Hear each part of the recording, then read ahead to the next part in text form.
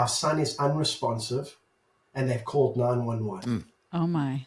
And I said to the Lord, Lord, if he's dead, then we raise the dead. I believe that great faith is a gift from God. I don't think it's just something we get to always have. We had given our whole lives, and what we had got in return was just hatred and persecution and all of these things. And I know when you read the Bible, it's like they will hate you and persecute you. I understood that. I just didn't expect it to come from the very people we thought were our friends and our allies. I could not find God in this situation. I think that was the hardest part. I didn't feel like I could trust him. I said, that I promise you, there is no scenario in which we won't see the goodness of God. Stories stir the soul. Stories reveal. And stories heal. In this podcast, we will give you an inside look at someone who's had a life-changing breakthrough. Real people, real stories with real breakthroughs. As a health and wellness expert and coach, and Todd as a men's mentor, we've seen firsthand what God can do when it comes to a breakthrough. So lean in, listen well. This could be your biggest breakthrough. Hello, and welcome to the Your Biggest Breakthrough podcast. I'm your host, Wendy Pett. I'm Todd Isberner. So good to be here with you today. Hey, if you have not yet downloaded the free Audible ebook, Audible? Well, it's actually two things. It's an audio compilation. And it's an ebook. And an ebook. I tried to put that all together as one. It's a two-for-one special It's a twofer. Free. It's called Unstoppable, and it's amazing. It is mind-blowing breakthrough stories. It's for free. Go to yourbiggestbreakthrough.com and download it today because it's 6 powerful stories that will blow your mind. But speaking of powerful stories, well, we've got a couple today that are going to really blow your minds in the areas of faith and how you walk through challenges and tests. And I got to ask Wendy, I mean, you've experienced tests of your faith, haven't you? Oh, let me count the ways. Yeah. So let me just ask you, do you think God tested you, or if God did test you, maybe you tested yourself, but at any rate, is it because he needs to find out how you're going to do in trusting him, or because you need to find out how well you do in the test? I think it's probably that I need to know how well I'll do. God knows, right? I think that's so true. And this beautiful couple today have been through so many tests of faith, but they have got such a gracious way about them in helping us understand why God is so trustworthy, no matter what. It will help you level up in your trust and level up in your expectation of what God's going to do in your life. So today we have South African born and raised Brent and Daniella Phillips. And Brent has always had a passion for tech, business, and the gospel. Yes, they can all go together. You can have passion for all. After earning his master's degree in information technology, Brent launched his first U.S.-based company in Aspen, Colorado.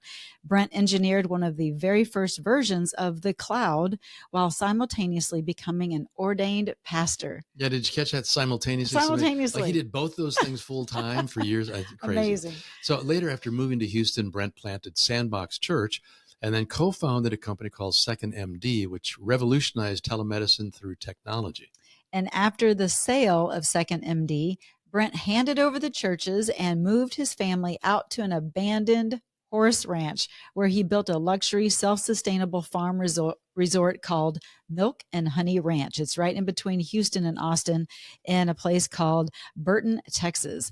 It has become a sought-after destination for retreats, weddings, and family reunions. And wait till you hear that story, because he really was a pastor on the run. He's also authored 3 books, Becoming God's Masterpiece, Live the Life You Were Created For, and then Experience Miracles, Faith Challenges Everything, and then lastly, Choosing Significance Against the Odds. Yes, and Brent and his wife Daniella have 2 beautiful, amazing children. Enjoy the show. Well, welcome to the Your Biggest Breakthrough podcast, Brent and Daniella Phillips. It is an honor and a privilege to be here with you today. Thanks for joining us. Thank you for having us. It's an honor to be here. Thank you so much. You know, for those who might be watching this on the YouTube version, you hang out on Instagram and all, you might just recognize these two. That's how I came across them, actually. They just love the Lord, and they have just profound insight on so many different areas of life. And we're going to dig in today about just talking about their faith and talking about their journey, and hopefully it'll really inspire you as well. So let's just go right there. Let's just start. First of all, you don't sound like you're American, because you're not. So let's just get that out of the way. Where are you from? South Africa, I'm guessing? We are both from South Africa. I got it right. Okay, That's where that beautiful accent comes in that everybody's jealous over. You sound like a bunch of cowboys. But you could say anything and we would listen. Oh, wow. That's how we feel about the American accent. Oh. So it goes both ways. Really? You live in Texas and you still say that? Still say that. Well, take us back a little bit to the start of the journey back in South Africa, and especially if you could just kind of touch on your childhood years and where faith came into play, and then how it progressed from there. Sure.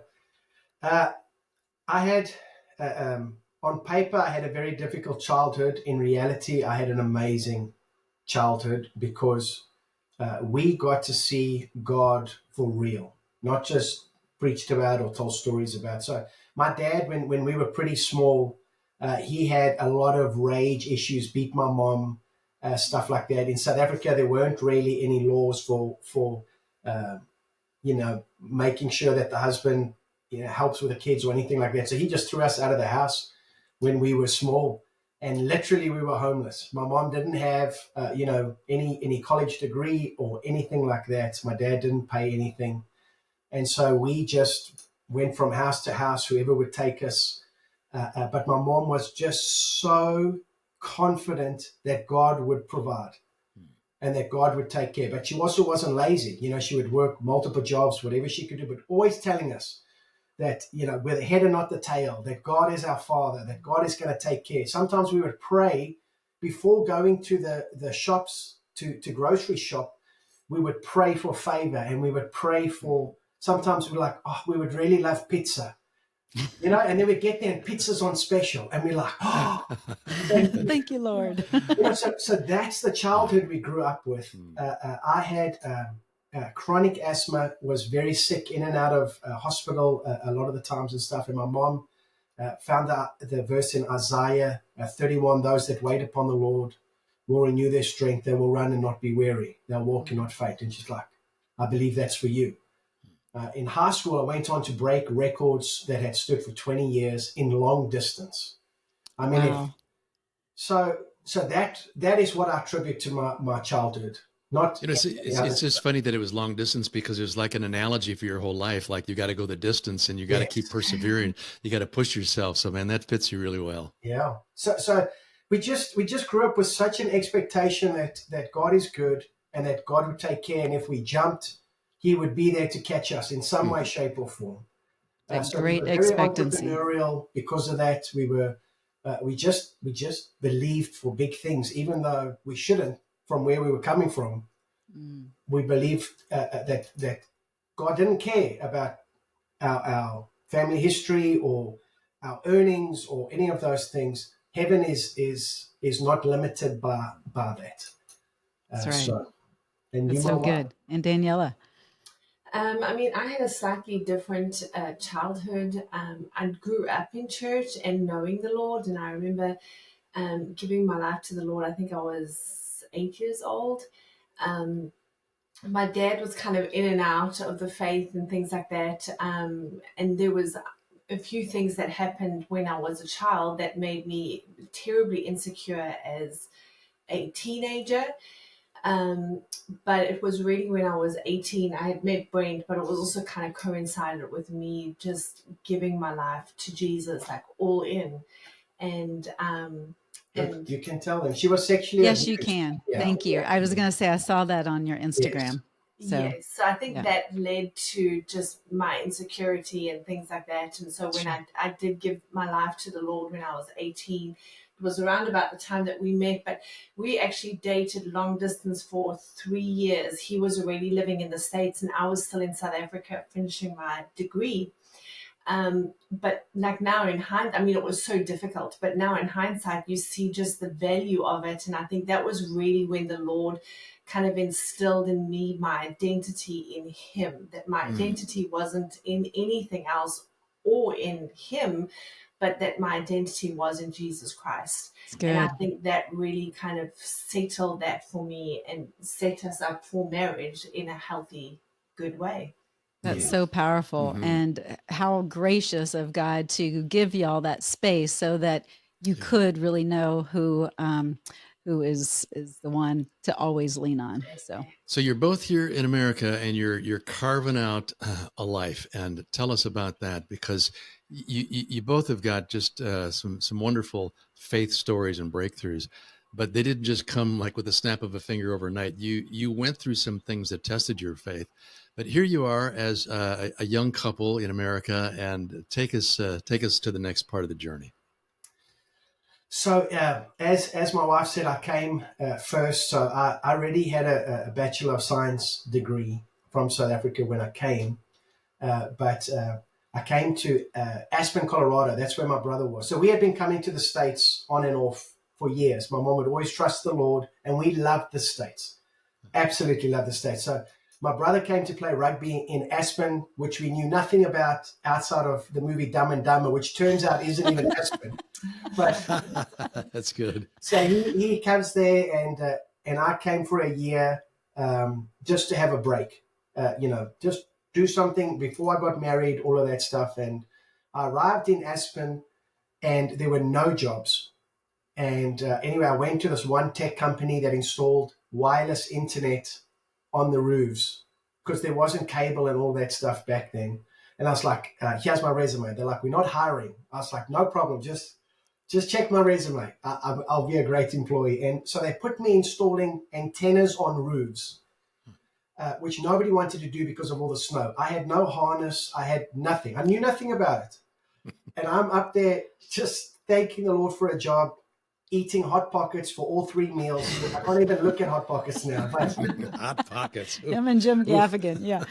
Uh-huh. And so I went there, and then I really felt the Lord call me to ministry. And I knew it was the Lord because it was never a thought or desire I ever had.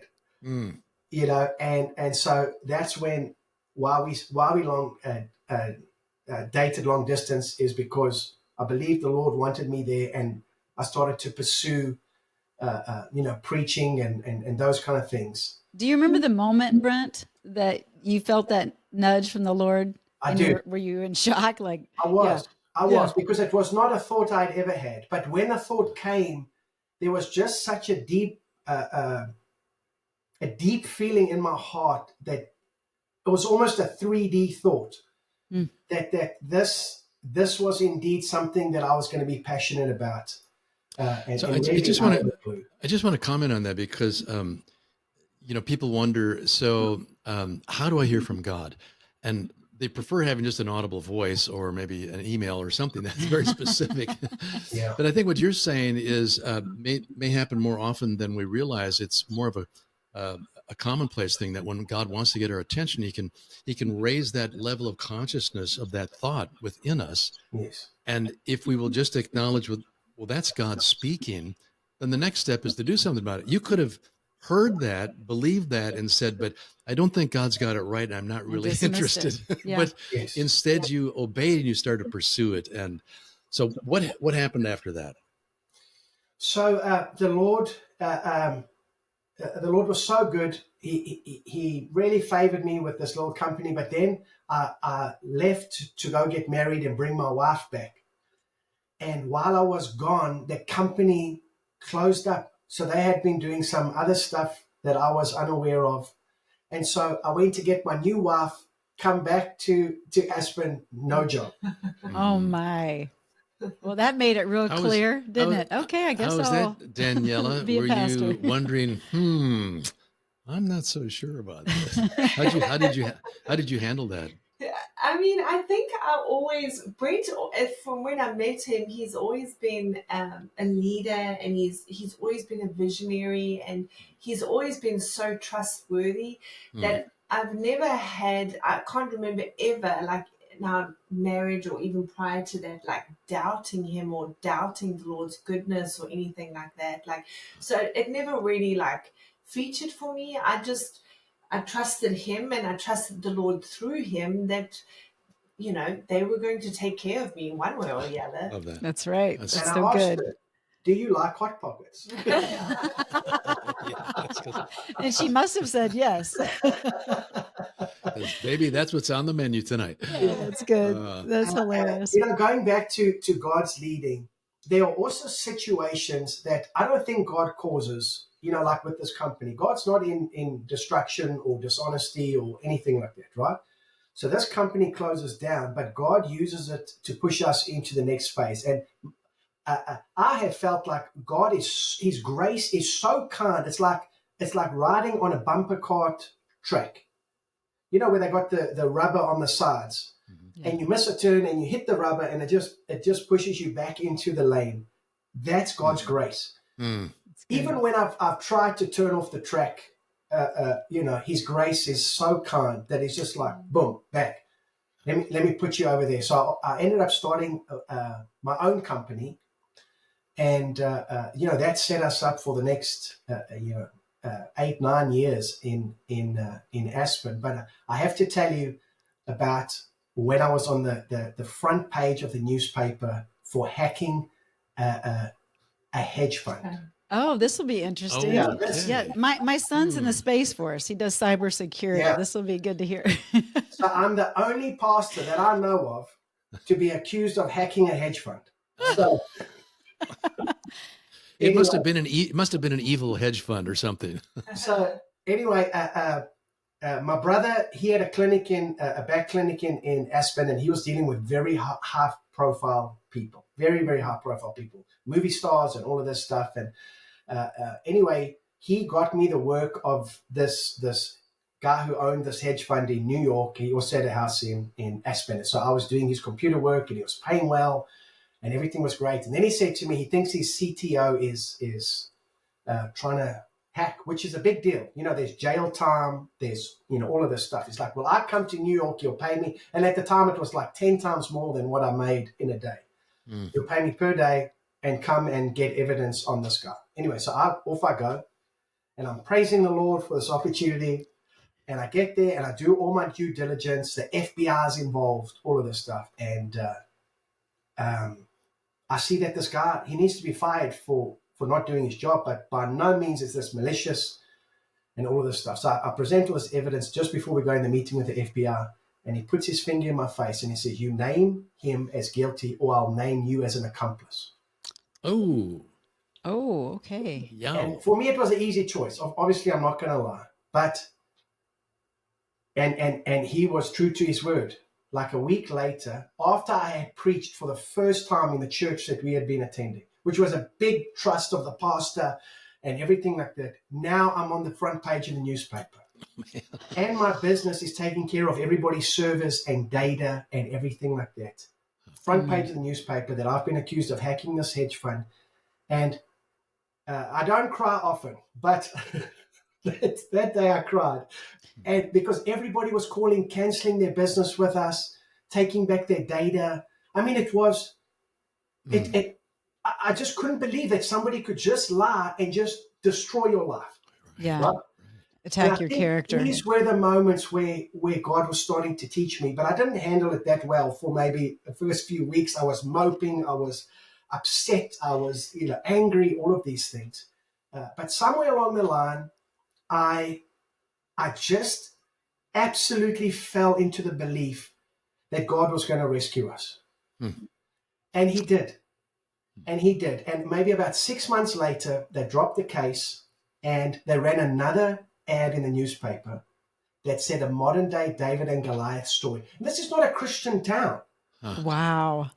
Right? And our business doubled Redemption. from what it was before. Redemption. I love it. It was so beautiful. Wow. God is good. Incredible. It was incredible. So I tell that story with much glee that we saw God do. And when I asked the leading businessman in the church what I should do, they said, leave the country and go back to South Africa. You cannot win this. And I was like, but what about You know, God? God do something here? Yeah. So anyway, that's what happens when you have, business wisdom and no faith. You just think, oh, I just go by what the world system. But I praise the Lord for the example of my mother, who believed against the odds. And that's why we were able to stand in that situation. Yeah, you had that good foundation, but I love the fact that you actually probably played it out like most of us would play it out. When we're falsely accused, we hate that because we know the truth and others are believing lies about us. So the first thing we want to do is defend ourselves. And in the process of defending, oftentimes we end up attacking the accusers. And of course, we know how Jesus handled the accusations, and it's a model for us in terms of how we ought to handle it. And you eventually got there. And I think that's the encouragement and the hope that if someone is feeling falsely accused and the reputation is being damaged, you get to that point of you saying, well, either God is for me and I believe that, or I don't believe that. Because God is for you, so that's the truth. And that's what hits you. And I love that because you eventually came back to that point of simple faith. God, I trust you. You didn't know what the outcome was going to be, but look what the outcome was. It's that childlike faith that we just all really long to have on that level. Like just, God, of course you're going to do it. I have great expectations, So great example. You both have got that simple, strong faith, and it's been tested a number of times. Excuse me. Do we want to just transition over, Danielle, to your accident, or Brent, do you want to keep going? Well, let me tell you about our daughter. Let my wife tell you about our daughter quickly, and then I'll tell you about our son, and then we can. Awesome, love it. So just a quick story. I was pregnant. I was about 7-8 months pregnant with Joy, our first. And, at that point in the pregnancy, the OBGYN tells you should feel movement every day. And I was working a lot and I was a physical therapist. So my job was physical. And for that whole day, I remember coming home and thinking, I didn't really feel her move today. Getting quiet, going to bed that night, waiting the next morning, waiting to feel some movement, because the first thing in the morning is when you didn't feel any movement, went to work. I think I mentioned it to Brent maybe the next day that I had not felt her move, but the fear had gripped me so hard that I couldn't face the thought of even calling my OBGYN, my doctor. And there was kind of like this heaviness over our home. And it was, I think, 2 full days that we did not feel her move. And then on the third day, I was on my way to work, and it was kind of like that righteous anger. People talk about righteous anger, and I don't know how righteous it always is when people talk about it, but I know for me at that point in time, it was like all of a sudden I was so angry at the devil, and I just said out loud, I was like, I have prayed for perfect health over this baby, and I will not accept anything less. So good. And 2 hours later, she moved. Hallelujah. I love that. The OBGYN, obviously, we asked her kind of like... We said, like, if we had a friend whose baby didn't move, and she's like, no, the baby would be dead. Yeah. And we've heard from a few people that usually calls for an emergency C-section and, those kinds of things. And who knows? I mean, we may only find out when we get to heaven. Yeah. But at the time, we both had that kind of feeling like we contested for her life. Yeah, like that was a Lazarus type moment. Wow. That's beautiful. And I think, you speaking on that, Daniella, I think we do have we have the authority of Christ, right? Like, but so often I don't think we pray in that authority the way that we should. I was just talking to my best girlfriend about that. I'm like, why don't we always do that? And she's like, I think we're lazy. I think we're just lazy. Yeah. So, and I think sometimes we don't know, like, what is God's will, what is not God's will. So we kind of become a little like unsure. But if we know God's will, I agree with you. We should be praying without laziness, full expectation and authority. Yes. Yeah. I love that you just expressed your righteous anger towards the enemy. It reminds me of that scene in, should I go there or not? Yeah, what? I don't know what you're going to Lord say. of the Rings. You never know. Well, when Gandalf was going to cross the bridge, and on the other side of the bridge was the monstrous beast, Satan himself. And Gandalf takes that sword and he said, "You shall not pass." And he drives it. That's such a guy thing. Yeah, that was cool. Loves that. All right. But what's the next stop on our journey together today? So just for those who are following God's will and feel like they made a mistake. So we ended up leaving Aspen, selling everything to move back to South Africa to plant churches and everything like that. Because I always felt such guilt that I wasn't doing enough for the kingdom. You know, but because I worked tech jobs so that I could do ministry for free always. But marketplace ministry. That was the most honorable thing that I could do, so that people could never say, well, what's your motivation here, right? And so anyway, we moved back and it was a disaster. So I only tell that story because our story is not just, hey, we this mountaintop and this mountaintop. I mean, there were many mistakes and many valleys. And I think we had like $1,000 left in the account. And my wife, and I don't normally tell my wife about finances because, you know, that's not for her to worry about. That's my part in our marriage. And I called her to tell her that, and she had already spent half of that at the shop. And so, at the grocery store. At the grocery store. But my brother called and said he's got this idea for a new company. Will I come develop the software and put money in my account? Like God is so gracious. It's not that we walk this perfect road. I mean, we want to please the Lord, but we stumble and fall along the way. The righteous, fall down, but they get up again. And I think it's important for people to know that if you feel like you've missed God or His grace, He just makes a way. Yeah. It doesn't mean that we don't have to walk through some pain, but it's not permanent. It's good. You know, He puts us back on where we need to be, and so we came back to the States, and started this company and stuff like that. And I'll tell you about our son. One day I'm working, and I get a call from my wife, anyway, she says that the kindergartner has called and said that our son is unresponsive, and they've called 911. Oh my. And anyway, so she goes across there, and I leave, and I said to the Lord, Lord, if he's dead, then we raise the dead. There's no scenario here that my son is not going to be okay. And there is, I believe that great faith is a gift from God. I don't think it's just something we get to always have or whatever it is. Like what you're saying with Gandalf, it's this gift that God gives us in certain moments. And you just know something feels different. Right. There's just this this such confidence or whatever it is. And I was just like, then we raise the dead. Anyway, by the time we got there, he had recovered. They couldn't figure out what had happened. So it's another one of those heaven things. So I can't wait to get to the bulletin board in heaven just so we can go read. Find out what happened. Right.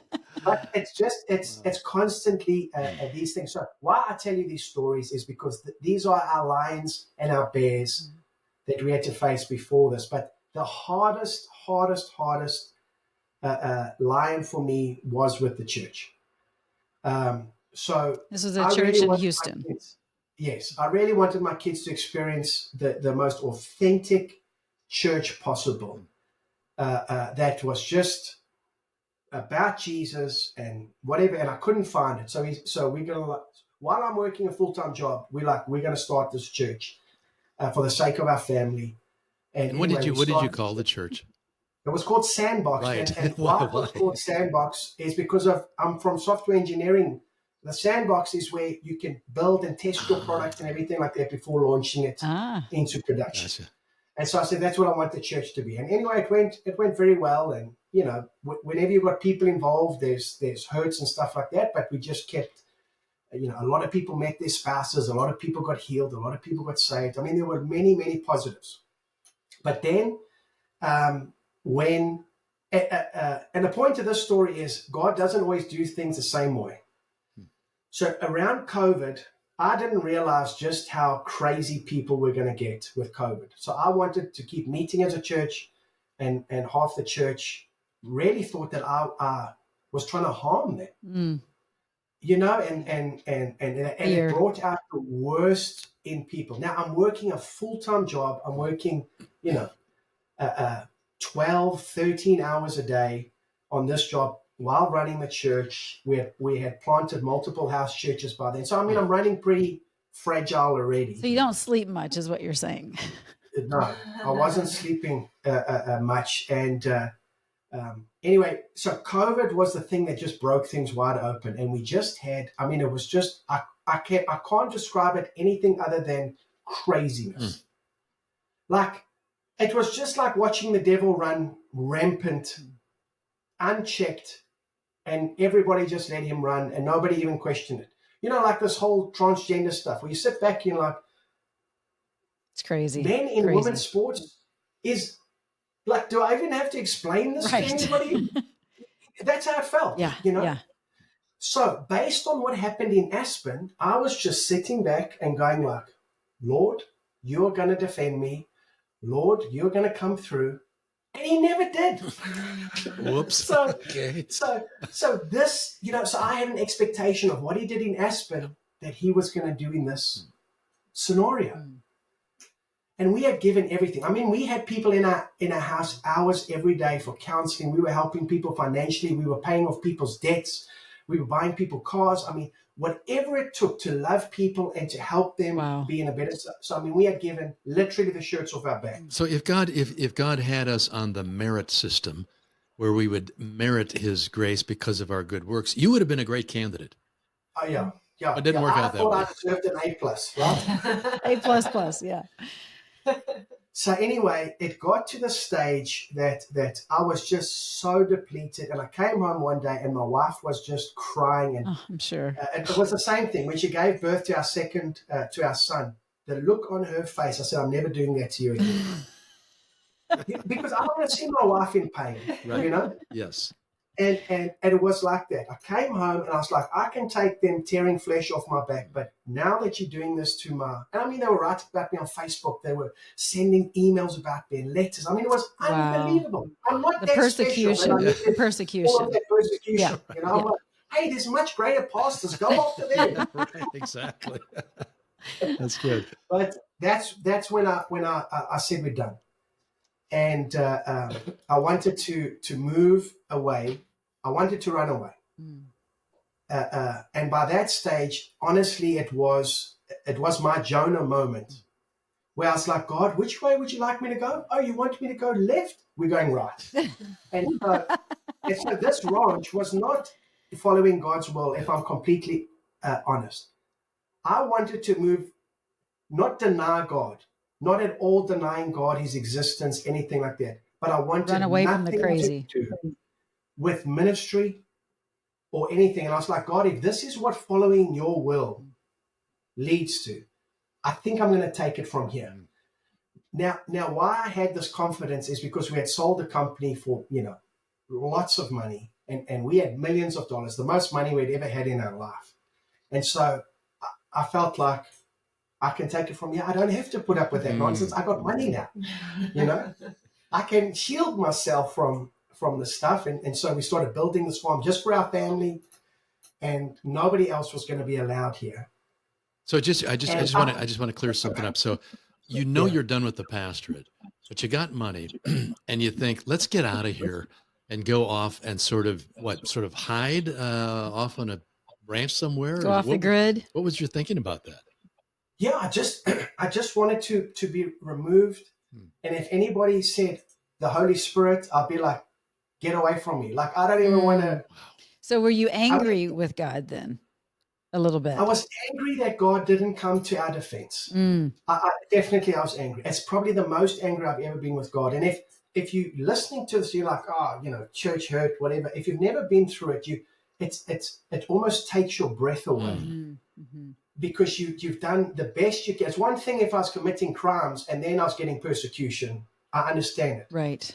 But when all you've tried to do is love, and that doesn't mean we were perfect. Of course we made mistakes, but we had given our whole lives And what we had got in return was just hatred and persecution and all of these things. And I know when you read the Bible, it's like they will hate you and persecute you. I understood that. I just didn't expect it to come from the very people we thought were our friends and our allies. Brent and Daniella, I got to pause real quick because I know right now that what you are sharing is touching someone's heart right now that has had massive church hurt, and they may have been turned away from the faith for quite some time, or maybe they're still angry with God. I want you to continue with the story because I have a feeling this will be the breakthrough that you had that hopefully they can experience too. But I want y'all to perk up, those of you that are listening. So go ahead, Brent. Sure. It's hard for me to describe, after everything we've told you about, the lawsuit and this, how this was the worst thing we had ever been through. Worse than my wife's accident that we're going to talk about. Yeah. The level, I think it's because I could not find God in this situation. I think that was the hardest part. I didn't feel like I could trust him. Maybe that's what makes it hard, is that I was doing it alone and I couldn't lean on God. Where the lawsuit, it was very clear, good and evil, this kind of thing. But the church, these were people who called on the name of Jesus. These were people who prophesied. Right. And you're going like, what the heck? Right. Like, how's this possible? Yeah. So yes, I wanted to, I said this on one of the videos, I wanted to shut the gate and the rest of the world could go to hell. That's how I felt, and I had enough money to do that. I didn't have to work again or any of these things. So we were just building and, living our best life away from everything. Yeah. I would not have gone back to church, to be honest with you. If I did not have kids, I would never have gone back to church. I would have always had a relationship with God, but I was done with church. But I knew my kids had to be in church because I know what being in church did for me as a kid.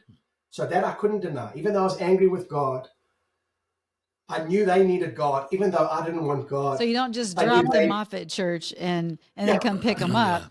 You went as well. That's good. I had to take them. They're never going to listen for me just dropping them off. I'm smart enough for that. So then this moment happened. So most of our money that we got paid from the company, we got paid in stocks, right? And this company, it's a public company, all of this stuff. I wake up one morning and I just bought a mobile home for our housekeeper to come move here, and they had put the base, the sand, down at the bottom of our property. And I woke up one morning, I just had this sick feeling. This is 3:00 in the morning, and I take my phone and I look at my phone, and the stock has crashed 90%. Oh, 90. And I didn't know if I was having a nightmare. I didn't know if this was real. It'd be a moment to cry. Yeah. And I ended up wandering out. I think the first and only time I've had a panic attack, this was it. Because I found myself lying face down at the bottom of our property on this sand thing. I didn't wake Daniella up. I didn't even know what to do. And I just collapsed, and I honestly felt like I was going to die. Like this was the end. Everything I'd ever worked for, everything I'd worked so hard, all the sleepless nights, working through the night, everything like that was gone like that.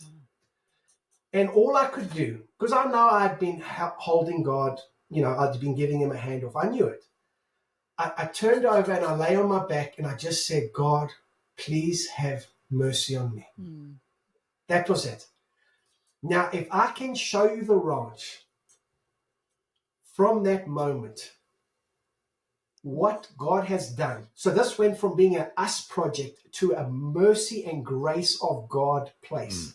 Yes, milk and honey ranch. Yes, and that's what this became. And so that's when God changed my heart, and God rescued me and restored me and started healing me, because I could let go of everything else and say, I can't do this without you. I tried. It's a disaster. Please, will you take me back? I mean, if anything, it was a prodigal son moment. Not that I was out sinning, repentance, and things like that, but it was that. Would you take me home?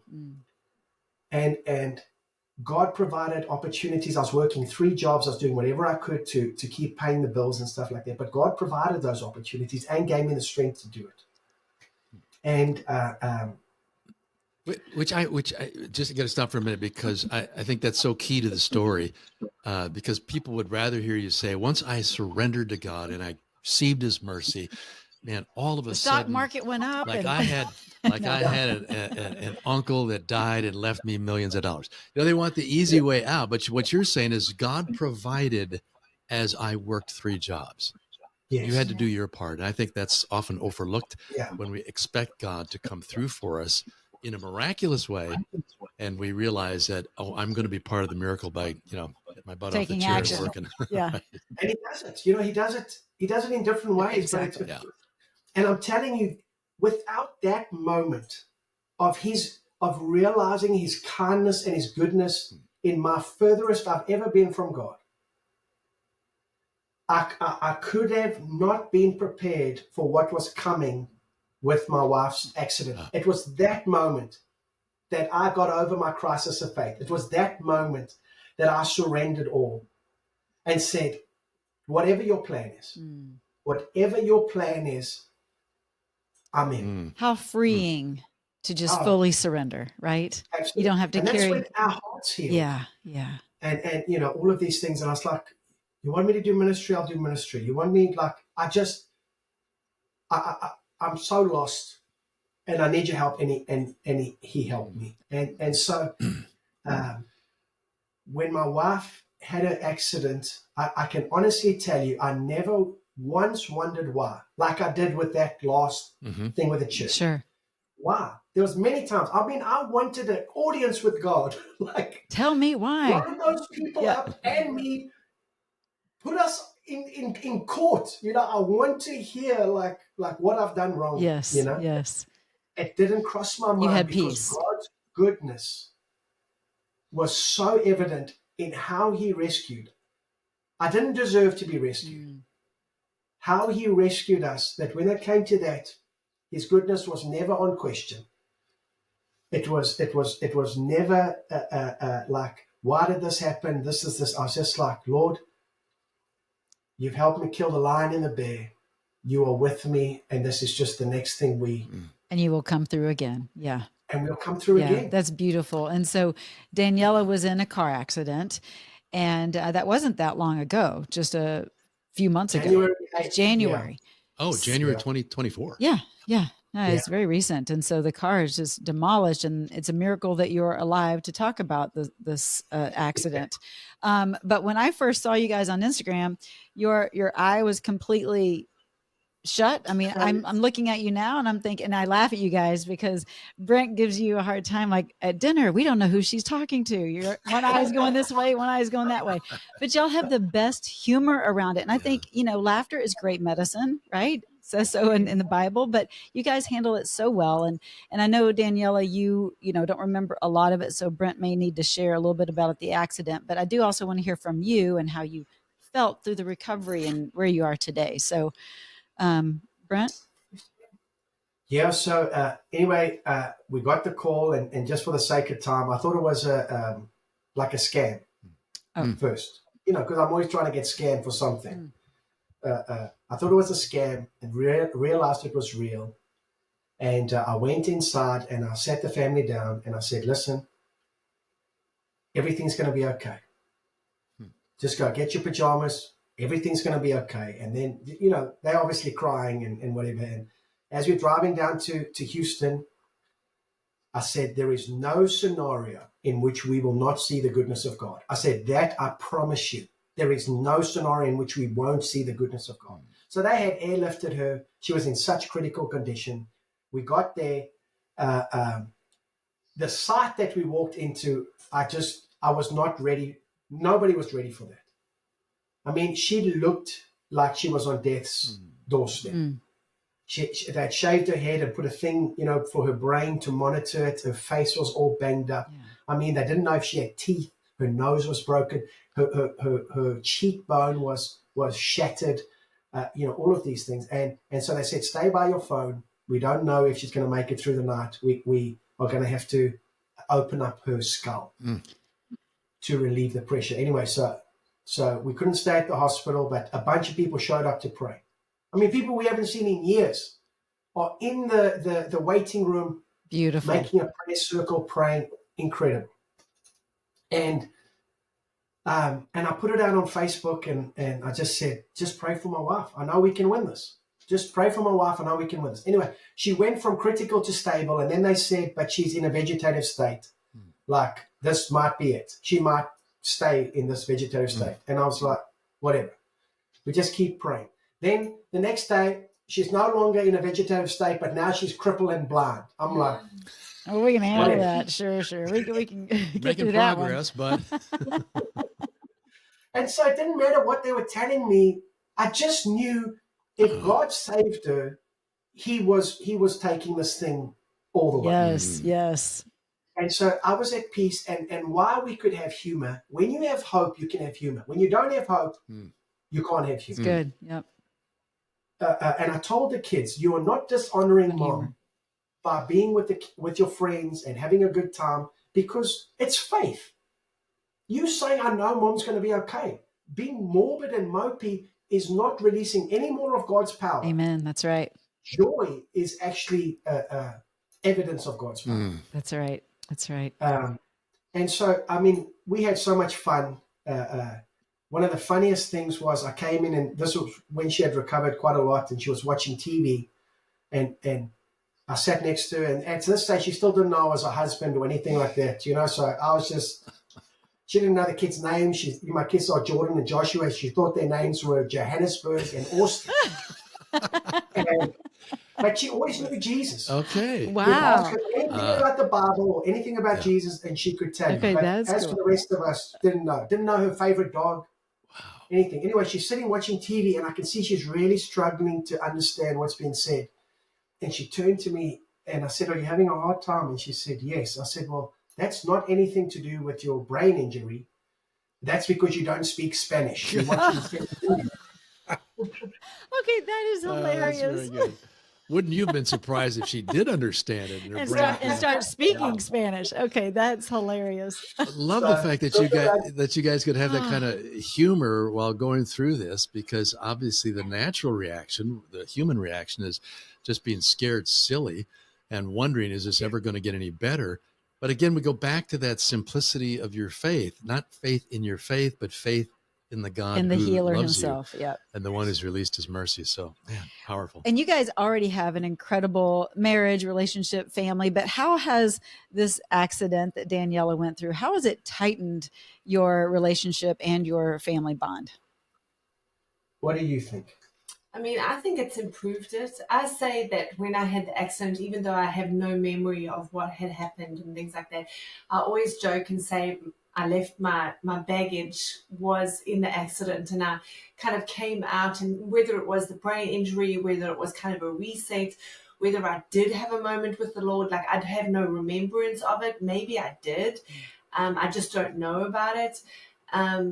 But I think that we came out of it better than what we were. Apparently, I came out of it with no filter and not stressed. No stress. That's beautiful. No stress. And I mean, as life continues and my brain is healing and things like that, I mean, life does put a lot of pressure on you. Not that I feel stressed, but I really am trying to kind of stay in a position of peace and joy, and as well as also just trust, like trusting the Lord for the smallest things that are part of life, as well as the bigger things, like him healing me, you know. I would say that we are better off for it. It took a little moment with my kids, and that was my fault. I did not communicate. You didn't know their names.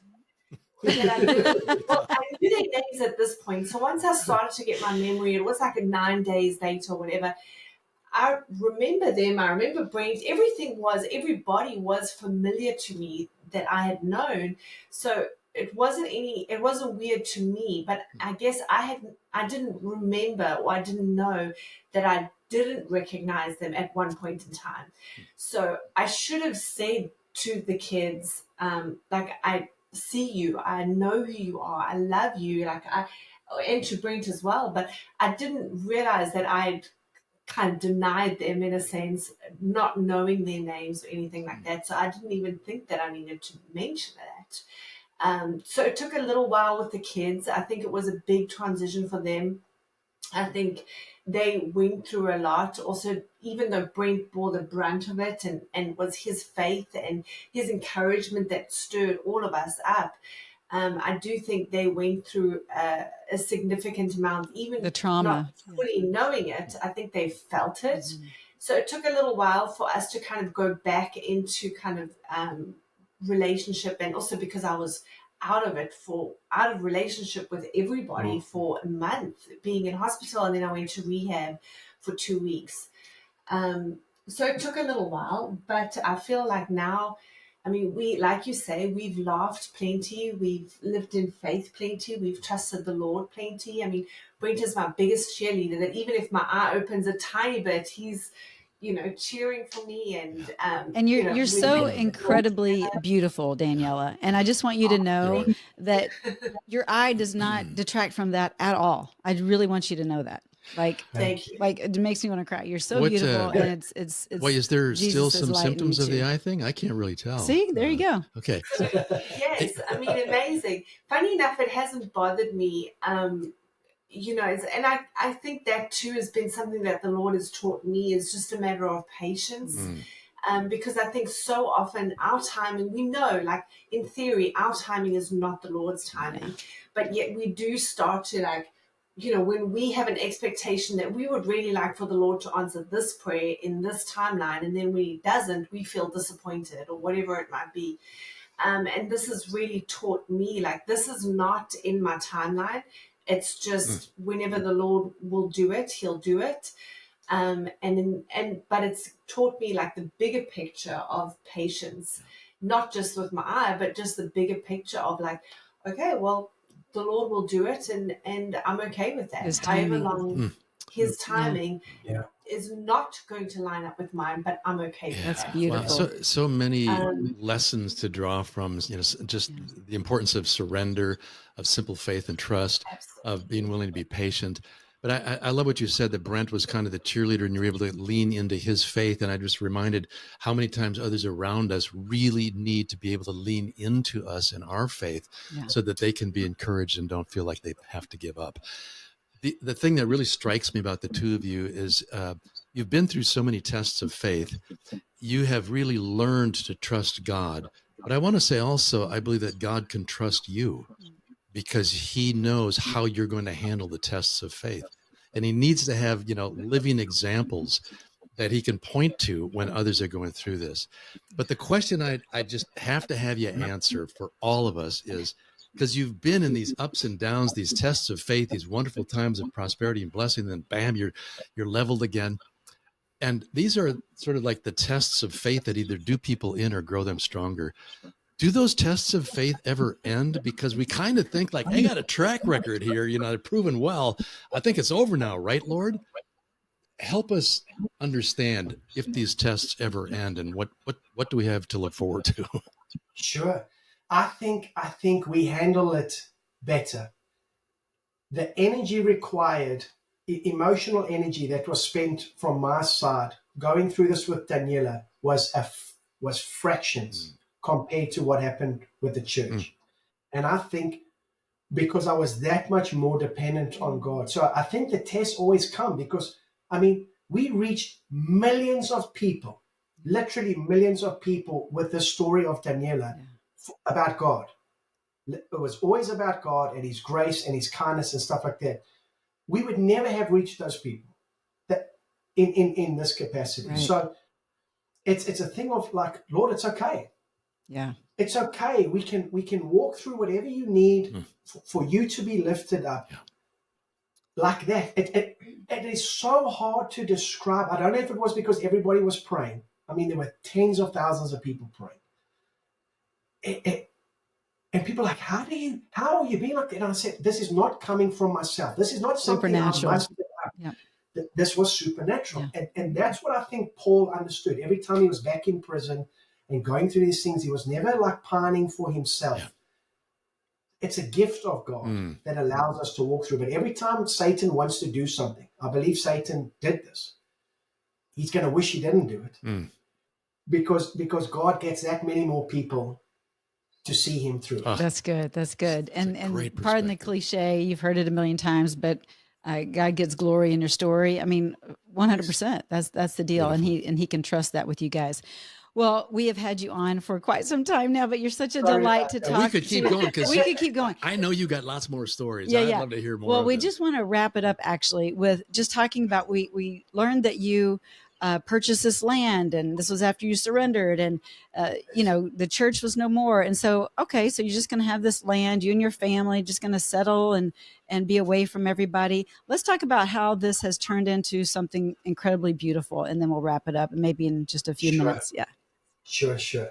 So, I'm still in software, and when the war broke out in the Ukraine, we had this big garage. We converted it into a 4-bedroom, what we called the hotel, so that my friends in the Ukraine could come and stay.